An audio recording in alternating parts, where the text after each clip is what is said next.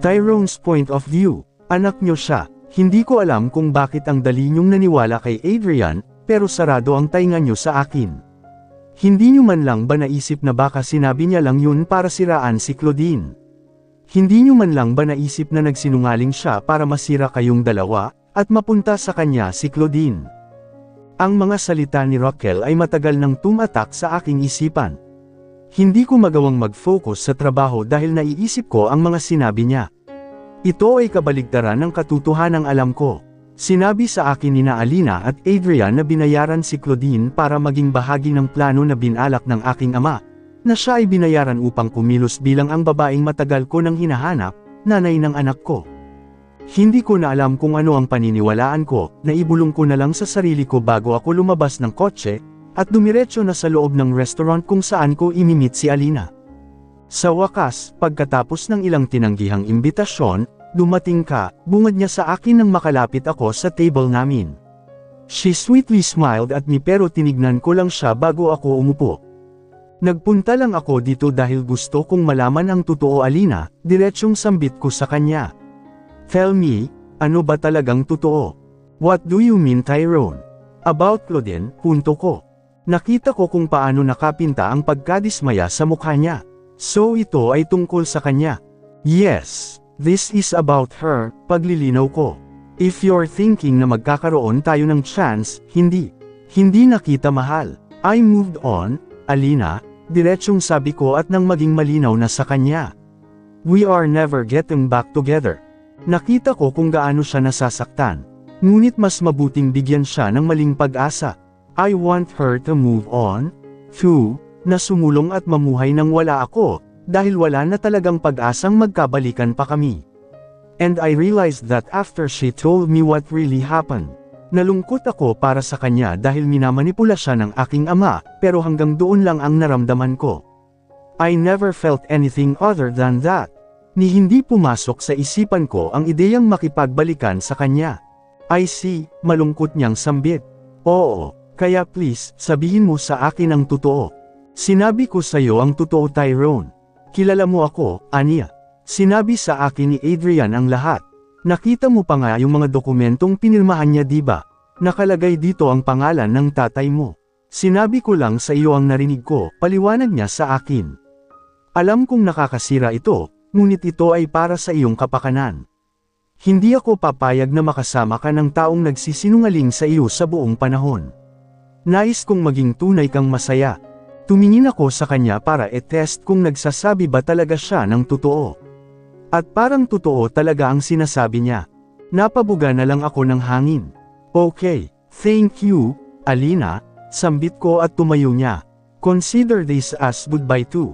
Wait Tyrone, hindi ko na siya hinayaang pigilan ako. Tuloy-tuloy lang ako sa paglabas. Nakahiga ako ngayon sa kama ko. Mag-aalauna na ng madaling araw pero gising na gising pa rin ang diwa ko. Hindi ako makatulog. Kinuha ko na lang ang cellphone ko para sana mag-check ng personal emails nang mapatingin ako sa messages. Doon ay nakita ko ang huling text sa akin ni Claudine. It's more than a week ago. Please tell me when you're ready to hear my side Tyrone. I'm waiting. Always. Nakagat ko ang labi ko ng bamigat ang pakiramdam ko. Nariyan ang sikip ng dibdib ko sa tuwing naiisip ko siya, si Charlie. Napabuga na lang ako ng hangin bago ko pinindot ang back button. Sunod akong napatingin sa gallery ng cellphone ko. And then I remembered we used my phone to document Charlie first times. Binuksan ko ang gallery at tiningnan ang mga picture ng bata na kasama ako, nakasama si Claudine. At sa bawat picture na nakikita ko ay pasikip ng pasikip at pabigat ng pabigat ang dibdib ko. And when I started watching the video clips of me, Charlie, and Claudine, I found myself breaking again. Napapikit ako nang maramdaman ko ang pag-init ng magkabilang sulok ng mga mata ko. I tried my best na wag umiyak, pero sobrang bigat at masakit para sa akin. Naramdaman kong bumagsak ang mainit kong luha. Ang sakit. Minahal ko sila. Mahal ko si Claudine. I was at my happiest after meeting them. Nagawa kong maging ako ulit kapag kasama ko sila. Kaya sobrang sakit na malaman na parte lang pala yun ng plano ng ama ko. Dinurog ako nito hanggang sa aking kaibuturan. Sobrang sakit. Sobrang nasaktan ako. I was too hurt that I can't face them without breaking into pieces, lalo na si Claudine. Akala ko talaga siya na ang mapapangasawa ko. Pinaniwala niya akong muli sa pag-ibig. Ipinakita niya sa akin ang mga kulay ng buhay. Pinaramdam niya sa akin ang mga bagay na hindi ko akalaing mararamdaman ko ulit. Siya ang dahilan kung bakit nasa sabik akong tanggapin ang bawat araw. But she was also the reason why all those passion died. Her lies were my death. I was in the middle of breaking down when my phone rang. Pagtingin ko ay nakita ko ang pangalan ni Steven sa screen. Tyrone, where are you? Home. Why? Tugon ko. I kept my voice as casual as possible. Puntahan kita, aniya sabay baba ng tawag. Napatingin na lang ako sa screen ng cellphone ko. It's past midnight, at medyo malayo pa ang bahay namin sa kanila. Tinawagan ko siya ulit pero ring lang ng ring ang cellphone niya. Kaya bumangon na lang ako at nagdesisyong magayos. I can't let him see me in such a vulnerable state. Pagkatapos ay lumabas na ako ng kwarto. Then I was welcomed by a massive hollow space.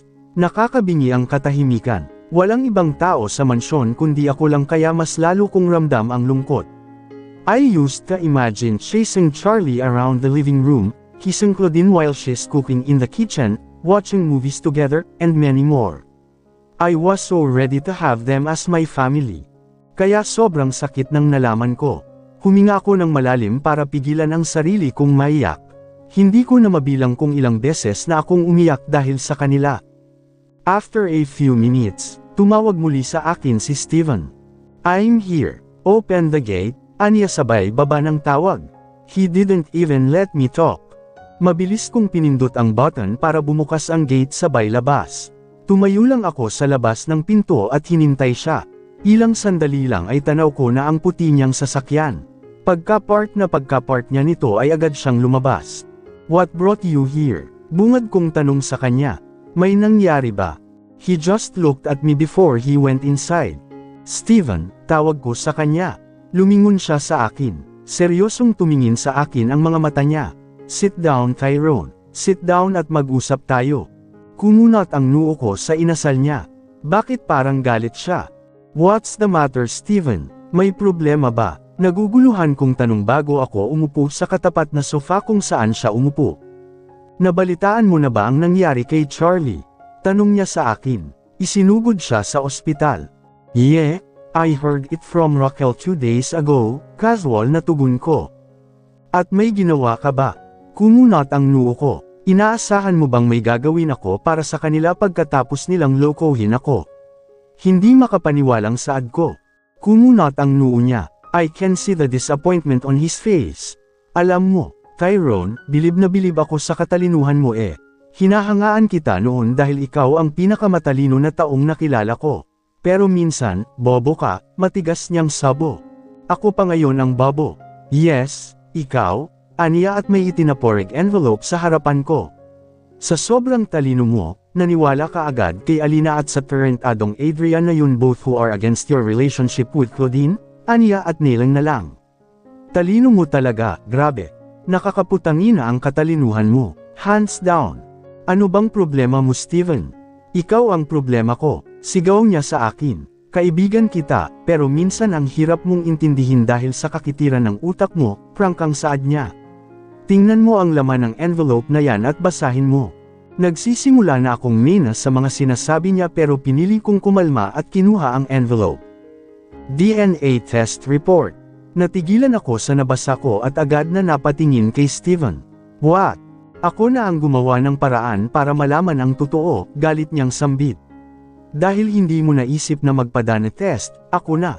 Ang talino mo kasi. Inuna mo pa ang magmumok kaysa alamin ang totoo, dagdag niya pa. And don't worry, hindi yan fabricated. May results pa dyan galing sa ibang labs. Baka isipin mo kasi na parte rin ako ng plano ng daddy mo. Sarkastikong sabi niya at panang-ikutan ako ng mata. Hindi ko na lang pinansin ang mga sinabi niya at itinuloy ko na lang ang pagbabasa ng laman ng results. At natigilan na lang ako nang mabasa ito. Based on testing results obtained from analysis of DNA loci listed, the probability of paternity is 99%. Tiningnan ko rin ang ibang results at parehas lang. Namilog ang mga mata ko bago ako napatingin kay Steven. Hindi ko alam kung ano ang sasabihin. Nablangko ang utak ko. If you're still not convinced, we can do another DNA test, Anya. Pero yun ba talaga ang dapat mong isipin ngayon, Tyrone? Paano si Charlie? Kailangan niya ng agarang paggamot. Steven, bukas sara ang bibig ko dahil hindi ko alam kung ano ang sasabihin ko. You're their only hope, Tyrone. And I hope na ma-realize mo yun. You have all the rights to be mad at them, pero wag sa bata. Don't disappoint me any further. Don't make me lose my respect for you. Please, pagsusuma mo niya. Napahigpit ang kapit ko sa papel na hawak ko. Hindi ako makagalaw sa kinatatayuan ko dahil sa labis na pagkabigla. Take me to the hospital, Steven. Napangiti siya sa akin. Iyan ang sagot na gusto kong marinig. Tara na. Ako na ang magdadrive at baka mapano ka pa sa daan, Anya at nauna nang lumabas. Sumunod lang ako sa kanya, still shocked about the revelation. Halo-halong emosyon ang nararamdaman ko. Galit ako kay Adrian dahil sa pagsisinungaling niya, pero mas galit ako sa sarili ko dahil naniwala ako agad. Galit na galit at dismayado ako sa sarili ko dahil hindi ko man lang binigyan ng pagkakataon si Claudine na magpaliwanag. Naging tanga ako. Nagpalamon ako sa emosyon ko. Thank you, Steven, sinserong sambit ko sa kanya nang makapasok ako sa loob ng sasakyan. Dapat lang, Anya bago ito pinaandar. Pasalamat ka talaga at may kaibigan kang kayang pagtiisan ang katangahan at kababohan mo, dagdag niya pa. Grabe ka, mapapamura na lang talaga ako sa katalinuhan mo. Isipin mo yun, di mo naisip magpadana. Grabe, sinalo mo yata ang lahat ng kabobohan sa mundo. Tumango lang ako at tinanggap ang mga pang-iinsulto niya sa akin. Tama naman siya, I was stupid, so damn stupid. At dahil sa katangahan ko ay nasaktan ko ang babaeng mahal ko. Dahil sa katangahan ko ay baka mawala ng tuluyan ang anak ko. I'm the worst. I hate myself for being so stupid. Hindi ko na napigilan ang sarili kong maiyak. Naikuyong ko na lang ang kamay ko. Ang sama kong tao. Ang sama-sama kong tao. Tama si Steven. Naging makasarili ako. Ang tanga ko. Sana mapatawad pa ako ni Claudine.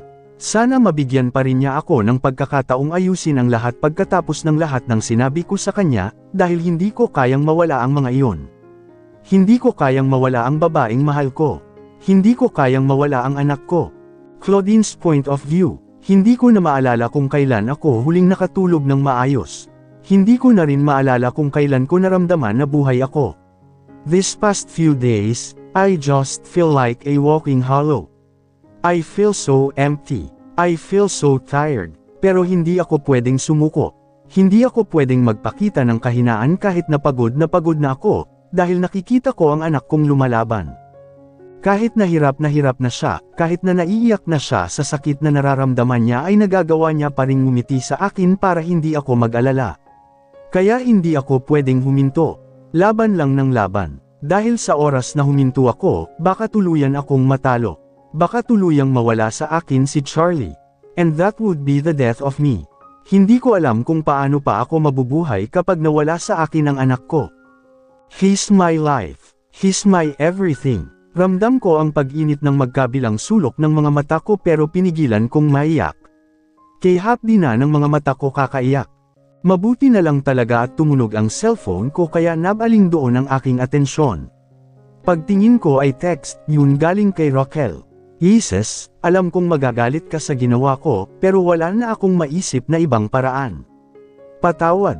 Napakunot ang noo ko sa sinabi niya. Hindi ko alam ang ibig niyang sabihin. Magre-reply na sana ako nang biglang may lumapit sa akin na nurse. Ma'am. Nang makita ko ang ekspresyon niya ay hindi ko na siya hinintay na makapagsalita pa. I rushed to my son. Halos liparin ko ang distansya ko mula sa kwarto niya. At habang papunta ako ay palakas ng palakas ang kabog ng dibdib ko dahil sa labis na takot at pangamba. At nang makarating ako sa kwarto kung saan nakakonfine ang anak ko ay nakita ko ang kumpulan ng mga nurse. At halos gumuho ang mundo ko nang makita kong nagsisishare ang anak ko. Charlie, sinubukan kong pumasok pero hindi nila ako hinayaan. Papasukin niyo ako, Charlie. Ma'am, calm down. Dito po muna kayo. Calm down. Inis akong napatingin sa nurse. Do you expect me to calm down? Tingnan niyo nga ang nangyayari sa anak ko. Tingnan mo ang anak ko. Hindi ko na napigil ang maiyak. Napaluhod na lang ako sa sahig at humagulgol. Save my son. Please. Please, pagsusumamo ko. We will save your son, ma'am. I promise you, paninigurado sa akin ng nurse. For now, the best thing you can do is to calm down. Hindi rin po makakabuti sa inyo ang labis na pagdaramdam. Your son needs you to be tough. Marahan akong tumango. Kahit na mahirap ay pinilit kong kumalma. Pinilit kong pigilan ang mga luha ko, pero hindi ko talaga kaya. Naaawa ako sa kalagayan ng anak ko. Kung pwede lang na ako ang pumalit sa kanya at akuan ang sakit at paghihirap na nararamdaman niya ay matagal ko nang ginawa. Tahimik lang akong umiyak sa gilid hanggang sa maging stable ang lagay ng anak ko. Maya-maya pa ay lumapit na sa akin ang doktor. Bakas ang lungkot sa mukha niya. Miss Amadeo, kailangan nating kumilos ng mabilis para maiwasan ang malubhang komplikasyon. Kailangan mong magpasya kung anong paggamot ang gusto mo para sa iyong anak. Kung gusto mong sumailalim siya sa bone marrow transplant, matutulungan kitang maghanap ng donor. Pero dahil kami, nagmamadali, mas mabuting makipag-ugnayan sa ama ng iyong anak ang tanging pag-asa natin sa ngayon. Kung mayroon kang anumang paraan upang makontak ang ama ng iyong anak, please, aniya habang ipinatong ang kamay sa balikat ko. Siya lang ang pag-asa natin na mailigtas ang anak mo. Ayokong takutin ka, pero tumatakbo na ang oras. Hindi ako nakapagsalita, tumango lang ako sa kanya hindi dahil wala akong masabi, kundi dahil pinangunahan na ako ng mga hikbi ko. Tyrone, hindi ko alam kung paano ko siya haharapin. Hindi ko alam kung paano ko ipapaliwanag sa kanya ang lahat. Pero para sa anak ko handa akong tanggapin ang anumang sasabihin niya. Handa akong tanggapin ang lahat ng masasakit na salitang ibabato niya sa akin. Wala na akong pakialam kung sabihan man niya akong manloloko, manggamit, mukhang pera, makapal ang mukha. Wala, para sa anak ko, para kay Charlie. Sige po, Doc, susubukan ko po siyang kausapin, sambit ko sa doktor. Inform me as soon as possible dahil kailangan din naming i-examine ang ama ng bata to make sure he's a perfect match, tugon nito sa akin bago nagpaalam. Sige po, Doc, salamat, sambit ko bago ako lumapit sa anak ko. Hindi ko mapigil ang maawa sa kanya. Ang masayahin niyang mukha ay ngayon ay halos tinakasan na ng kulay. Ang palangiti niyang labi ay tuyo at namumutla na. Malayong malayo sa masidjiya at bibong batang nakasanayan kong makita araw-araw. Anak, kinagat ko ang labi ko para pigilang humikbi, pero hindi ko talaga kaya. Gagawin ni Mommy ang lahat para sa'yo. Promise ko yan, bulong ko sa kanya bago ko maingat na hinawakan ang kamay niya at marahang pinisil. Kahit pa kunin ka sa akin ng ama mo, okay lang. Mas mahalaga sa akin na mabuhay ka, dagdag ko at tuluyang humagulgol. Sis, natigil ako sa pag-iyak nang marinig ko ang boses ni Raquel. Paglingon ko sa direksyon na pinagmulan ng boses niya, ay natigilan ako nang hindi lang siya ang makita ko, kundi pati na rin si Steven at si Tyrone. And then it hit me. Naalala ko ang text ni Raquel. Tingin ko'y humingi na siya ng tulong kay Tyrone. Agad siyang lumapit sa akin. Bakas ang pag-aalangan sa mukha niya. Sis, sorry. Hindi ko na siya pinatapos magsalita at niyakap ko siya ng mahigpit. Salamat, sis. Maraming salamat, bulong ko sa kanya bago ko nilingon si Steven at Tyrone. Kumusta si Charlie, Claudine? Tanong sa akin ni Steven pero lumagpas sa kanya ang tingin ko at napunta kay Tyrone. Tyrone, hindi ko natapos ang sinasabi ko nang bigla na lang niya akong yakapin ng mahigpit. I'm sorry, Claudine. I'm sorry, sinserong bulong niya sa akin at hinagod ang likod ko. I'm really sorry, paulit-ulit niyang bulong. Saan? Naguguluhan kong tanong. Agad siyang kumalas sa yakap ko at marahang hinawakan ang magkabilang pisngi ko. I'm sorry for pushing you away without knowing your side. Tyrone, can we talk about it later? May mas mahalaga tayong kailangang gawin, pag-iiba ko ng usapan. Si Charlie. I'll save our son, Claudine, determinadong sambit. I'll do everything to save him. I promise you that. Our son. Naiyak na lang Akon sa saya sa narinig ko. I never thought hearing those words would bring me so much bliss. Kahit papaano ay gumaan ang pakiramdam ko. Kahit papaano ay naramdaman kong may karamay ako bukod kay Raquel. I feel relieved. Please, sambit ko at halos lumuhad na sa harapan niya. I promise you that, aniya at inalalayan akong makatayo. Let me properly apologize to you after all of this, bulong niya at hinalikan ako sa noo.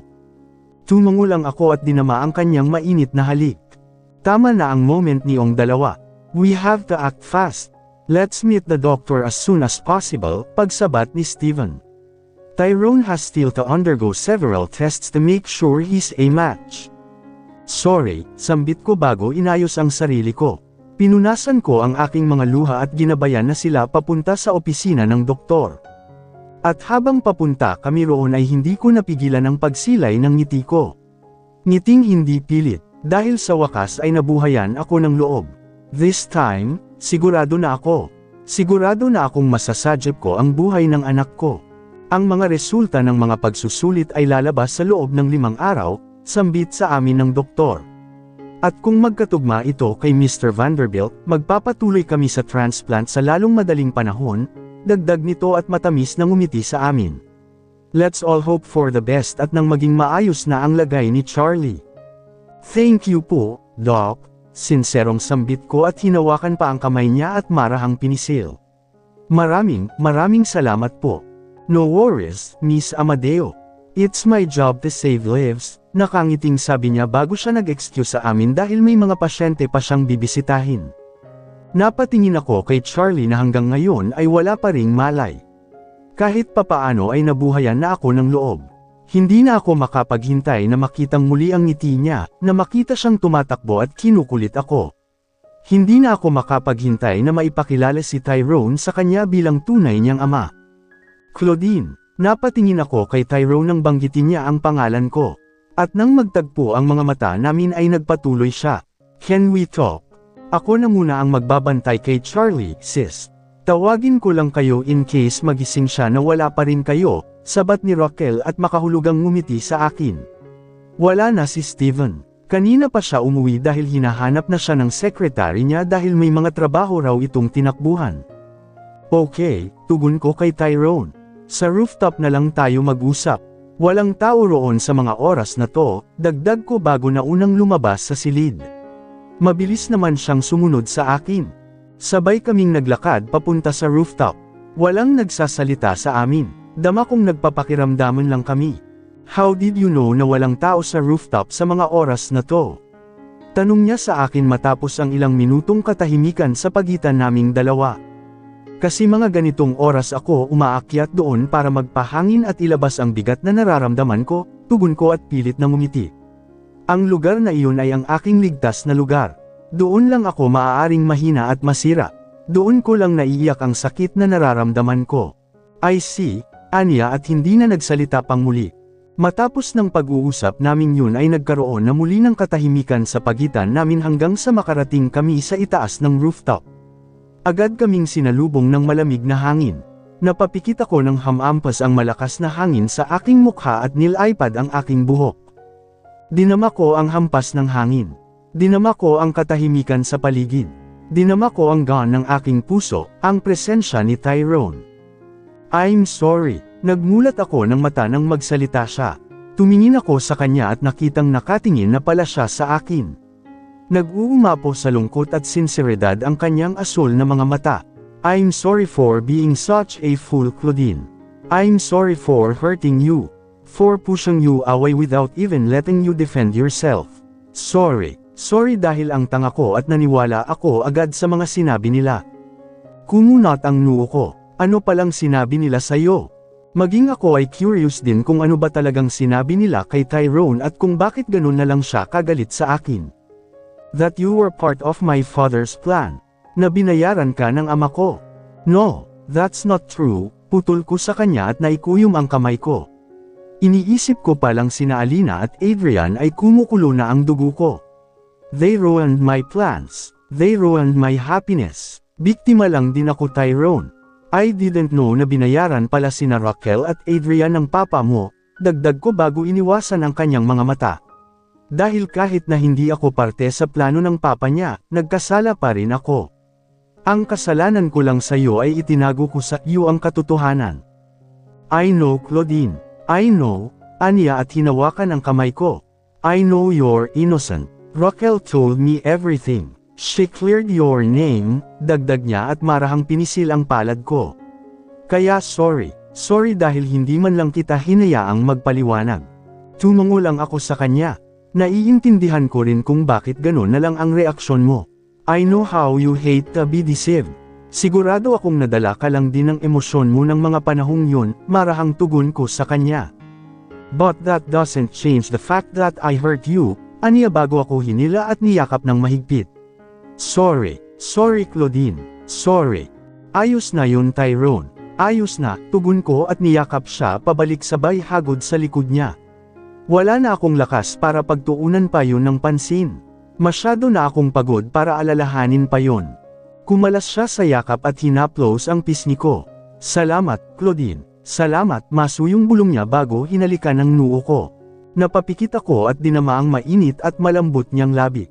Maya-maya pa ay bahagya akong lumayo sa kanya at huminga ng malalim. Ngayon, hayaan mo naman akong mag-sorry dahil sa pagtatago ko sa iyo ng totoo, panimula ko. Sorry kasi hindi ko masabi-sabi sa iyo na ako ang pinapahanap mo, dagdag ko bago ako napailing. Ikaw kasi, bakit kasi ganun ang ugali mo noon? Ang sanggit at makasarili mo. Napanguso siya. Are you really trying to apologize? Naguguluhang tanong niya. Hindi. I am defending myself kung bakit ko itinago sa iyo ang totoo. Mabilis kong sagot at tinaasan siya ng kilay. Kahit ikaw naman siguro sa posisyon ko. Hindi siya agad sumagot, pero kalaunan ay napatango rin siya. Yeah. Bakit parang napipilitin ka? Pagtataray ko sa kanya. Bakit nagsusungit ka? Sagot naman niya. Kasi naiinis ako sa iyo, diretsyong sabi ko. Kung sana naniwala ka na dati pa nabuntis ako at ikaw ang ama, edi sana hindi na tayo aabot sa ganito. Wala na sanang tagwang magaganap, dagdag ko at napanguso na lang sabay mahinang hampas sa dibdib niya. Hindi na sana kita pinag-isipan ng masama. I'm sorry, aniya bago hinawakan ang kamay ko. It was because my father was the first one to know and told me about it. And at that time, I hated him for controlling my life, kaya inisip ko na baka isa na naman yun sa paraan niya para kontrolin ang buhay ko, paliwanag niya sa akin. Lasing na siguro ako ng gabing iyon, pero hindi ko nakalimutan ang nangyari sa amin. Ikaw ang una ko. Una, ang galing mo nga. It's true, you were my first Claudine. Masyado lang akong lasing that night kaya hindi ko maalala ang mukha mo, paliwanag niya sa akin. But I remembered the sensation. I remembered that night, dagdag niya pa bago tumingin sa akin ng diretsyo. Remember the passcode of my penthouse. 0522. May 22. Iyon ang araw na nakilala kita. Oh, tapos, tugon ko at nagkunwaring hindi naintindihan ang sinabi niya, pero dama ko ang pag-init ng magkabilang pisngi ko at mumunting kilati sa aking tiyan. Ano palang nangyari noon? Bakit ka naglasing? Well, that was the day after Alina left me without a word, mahinang sabi niya bago niya hinawakan ang dalawang kamay ko. But I don't love her anymore. Naka-move on na ako sa kanya. Ikaw ang mahal ko, dugtong niya bago pa man ako makapagsalita. Ikaw lang at wala nang iba pa. Ewan ko sa iyo, sabi ko at agad na nag-iwas ng tingin dahil sa labis na pag-init ng pisngi ko at paglakas ng kabog ng dibdib ko. Baka nga mahal mo pa si Alina Baka, hindi ko natapos ang sinasabi ko ng lamapat sa labi ko ang labi niya. Ikaw ang mahal ko Claudine. Ikaw lang, and that's the truth, masuyong sabi niya habang nakatingin ng diretsyo sa mga mata at hinahaplos ng hinlalaki niya ang ibabang labi ko. If I have to kiss you 1,000,000 times just to prove to you na ikaw ang mahal ko, then I do it kahit mamaga pa ang labi ko. Corny mo, sabi ko na lang at kinagat ang labi ko para pigilan ang sarili kong ngumiti. Baka ikaw, baka hindi mo ako mahal, aniya at sumimangot.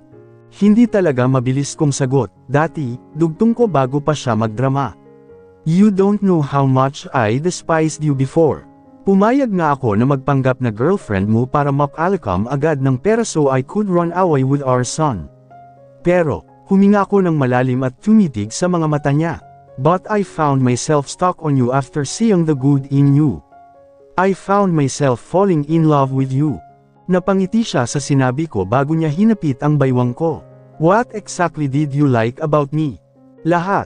Wag ng maraming tanong, sabi ko sa kanya bago inalis ang kamay niya. I think this conversation is over. Masyado na tayong nadadala sa emotion natin at nakalimutan na natin si Charlie. He's probably awake right now. Pag-iiba ko ng usapan dahil nakakaramdam na ako ng guilt dahil sa sayang nararamdaman ko. I can't be happy knowing my son is still suffering. Let's go. I'll introduce you to him again, but this time, bilang totoong daddy na niya. Nakangiti siyang tumungo bago muling hinapit ang baywang ko. I'd love that, pabulong niyang sambit bago ako muling hinalikan. Finally, we can be a family this time, a real family. Tumungo ako bago nawala ang ngiti ko. Yeah, at hindi na ako makapaghintay na mangyari yun. Sana talaga maging okay na si Charlie. He will be, paninigurado niya sa akin. I'd use every resource I have to save him, Claudine. I don't want to lose my son, so I'll make sure to save him. And that's a promise I'll surely fulfill. Tumungo lang ako sa kanya bago ko siya inaya na bumaba na. At habang pababa kami ay pinag-usapan namin kung ano ang pwede naming gawin sa loob ng 5 araw habang hindi pa lumalabas ng lab results ng compatibility ni Tyrone at Charlie. Manatili lang tayo sa tabi ni Charlie at iparamdam sa kanya na nandito lang tayo para suportahan siya, sabi sa akin ni Tyrone. I want to make up for all the time I missed while he was growing up. Napangiti ako sa sinabi niya. Okay, let's do that. Let's make our son the happiest before the operation. Sa loob ng 5 araw ay wala kaming ginawa ni Tyrone kundi ang manatili sa tabi ni Charlie. We already told him the truth. We were expecting him to be shocked, pero kami ang mas nagulat sa sinabi niya. Lagi kong alam na daddy ko siya. Naramdaman ko lang. Hindi namin alam kung seryoso ba siya sa sinabi niya, but we went on with it. Binili ni Tyrone ang lahat ng mga laruan na gusto ng bata. He even held a party for him and invited clowns to perform for him. He even paid a famous fast food chain just to send their mascot to Charlie and entertain him. We did everything we could to make him feel happy. To make him feel that he's a kid. We brought the outside world in his four-cornered space dahil hindi namin alam kung kailan siya makakalabas ng ospital. Ma'am, sir, the results are out po. Punta lang po kayo sa office ni Doc, sabi sa amin ng nurse. Agad na kumabog ang dibdib ko. Nagkatinginan kami ni Tyrone. Bakas din sa mata niya ang kaba. We are hoping na sana good news ang maririnig namin. Sis, ako na muna ang bahala kay Charlie.